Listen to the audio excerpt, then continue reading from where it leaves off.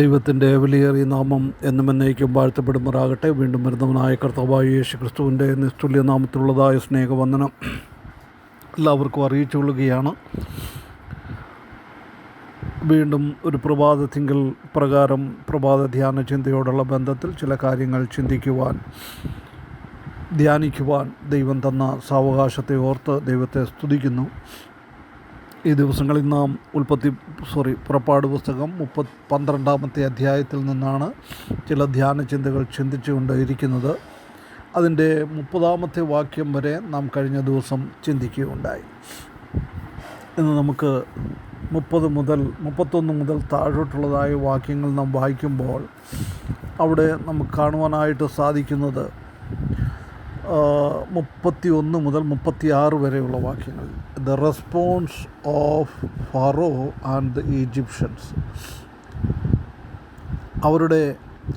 ഫറവോൻ്റെയും മിസ്രയീമ്യരുടെയും ഇസ്രായേൽ മക്കളോടുള്ളതായ പ്രതികരണം എപ്രകാരമായിരുന്നു എന്ന് നമുക്ക് കാണുവാനായിട്ട് സാധിക്കും. അവരുടെയൊക്കെ ആദിജാതന്മാർ മരിച്ചുപോയി കഴിയുമ്പോൾ അവർ പ്രതികരിക്കുന്ന വിധമാണ് ആ ഭാഗത്ത് നാം കാണുന്നത്. നമുക്ക് 31-ാമത്തെ വാക്യം മുതൽ താഴോട്ടുള്ള ചില വാക്യങ്ങൾ വായിക്കാം.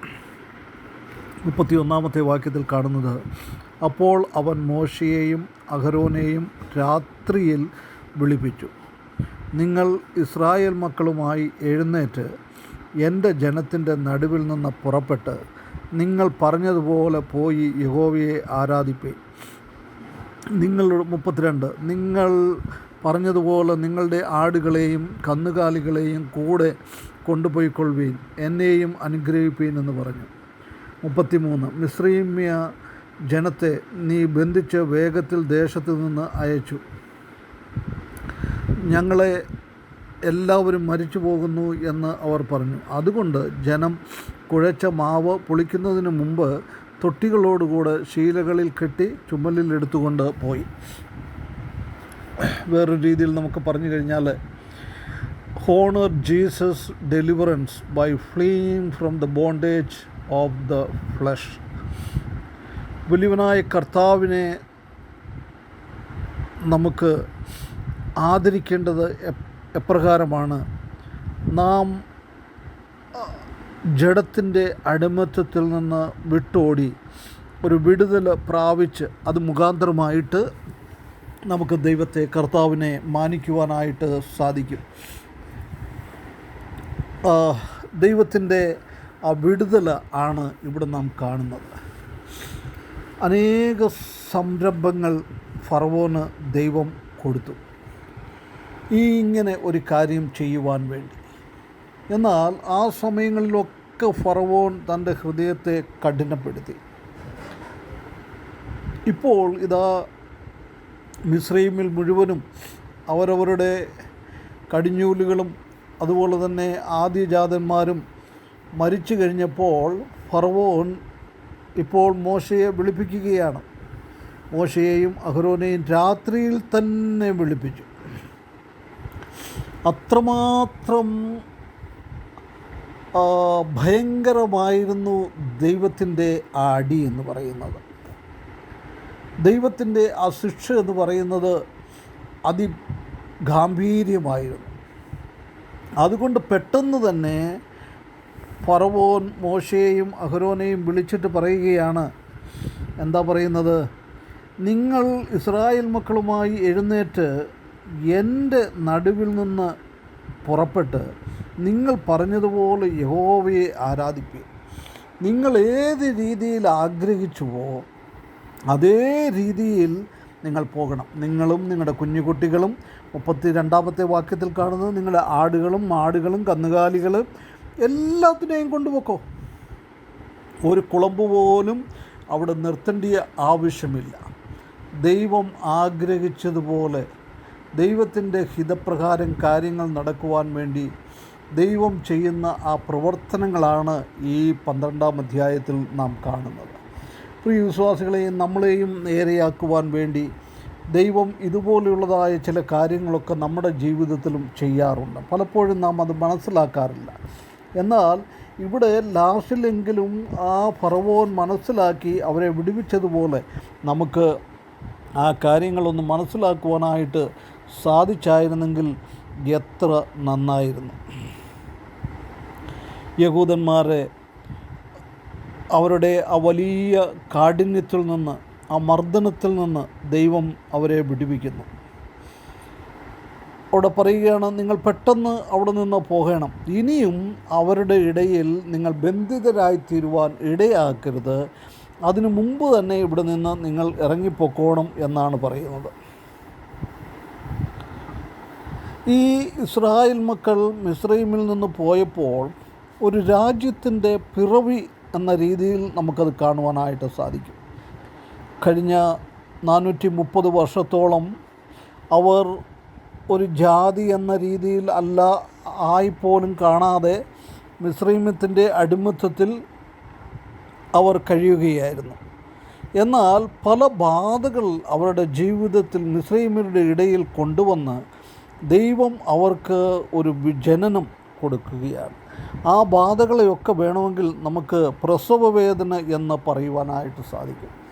മിസ്രൈമിൽ നിന്ന് അവരെ വിടുവിക്കേണ്ടതിന് വേണ്ടി, ഒരു ജനമാക്കി തീർക്കേണ്ടതിന് വേണ്ടി വലിയവനായ ദൈവം ചില പ്രസവവേദനകൾ അവർക്ക് കൊടുത്തു.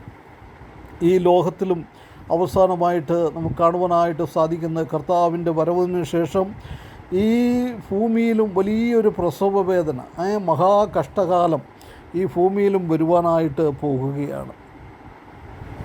അതുകൊണ്ട് ഇവിടെ പറയുകയാണ്, നിങ്ങൾ ഇവിടെ നിന്ന് ഇറങ്ങിപ്പോകണം, ഇവിടെ നിന്ന് നിങ്ങൾ ഓടിപ്പൊക്കൊള്ളുക, ഇനി ഇവിടെ നിൽക്കരുത്. 1 കൊരിന്ത്യർ 6-ാം അധ്യായം അതിൻ്റെ 18-ാമത്തെ വാക്യത്തിൽ നാം കാണുന്നത്, നാമും ജഡത്തിൽ നിന്ന് വിട്ടോടി, ജഡത്തിൻ്റെ മോഹങ്ങളെ വിട്ടോടി, ഇനി ആ ജഡത്തിൽ നാം വീണ്ടും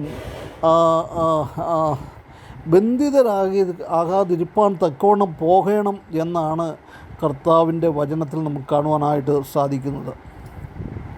കർത്താവ് തന്നെ പറഞ്ഞിട്ടുണ്ട്, കലപ്പയ്ക്ക് കൈവച്ചതിന് ശേഷം പുറകിലോട്ട് തിരിഞ്ഞു നോക്കുന്നവൻ ദൈവരാജ്യത്തിന് കൊള്ളാകുന്നവൻ അല്ല.